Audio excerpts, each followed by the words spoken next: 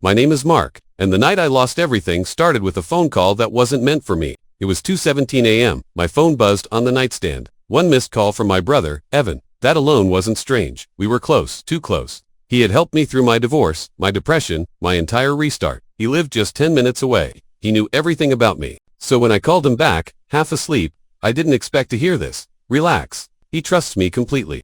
Once the papers are signed, it's done. There was a moment of silence. Then, a woman's voice. She won't suspect anything.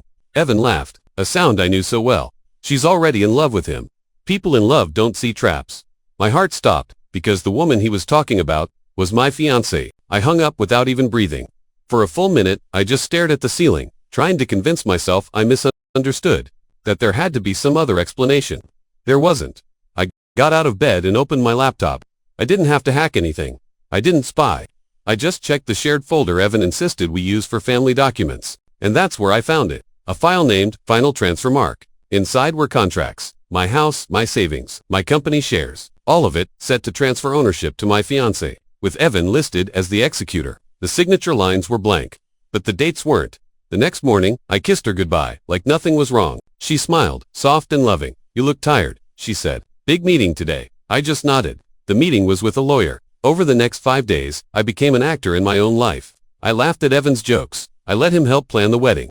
I listened while he told me how lucky I was to have found love again. And every single night, I collected evidence. Texts, emails, voice notes. They weren't hiding an affair. They were building a future that didn't include me. Evan had convinced her I was emotionally weak, that I would fall apart eventually. He told her signing everything over to her was for my own protection, and when I was finally unstable enough, they'd walk away with everything, together. 3 days before the wedding, I invited Evan over for drinks, just the two of us.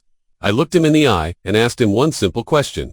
If I ever lost everything, you'd take care of me, right? He didn't hesitate for a second. Of course, brother. That word, it tasted like poison. The wedding day arrived. White chairs, soft music, smiling guests. Evan stood right beside me as my best man. My fiancé walked toward me, glowing. When the officiant asked for the rings, I raised my hand. But instead of vows, I handed him a folder. Before we continue, I said, my voice steady, I need something read aloud. The room went completely silent. The officiant opened the folder. His face changed instantly. "These are legal documents," he stammered. I turned to Evan. "Do you want to explain them? Or should I?" My brother's smile cracked and shattered. My fiancé's hands began to shake uncontrollably. I continued, my voice echoing in the quiet. "These documents show a planned transfer of all my assets, prepared by my brother, to my future wife, without my consent." Gasps filled the room. I looked at her. "You were supposed to love me, but you only loved the life you thought I'd pay for." Then I looked at Evan. "You were supposed to protect me." At that moment, security stepped forward, because what they didn't know was that I had already submitted those same documents to the PH oddities: fraud, conspiracy, forgery. Evan tried to speak, but no sound came out.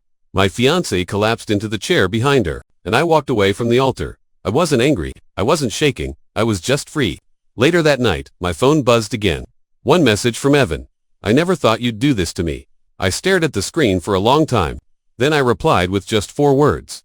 "I learned it from you." I didn't lose a brother that day. I lost the illusion that blood means loyalty. And I learned a hard lesson. Some of the worst betrayals don't come from your enemies. They come from the people who know exactly where to aim. Thanks for listening.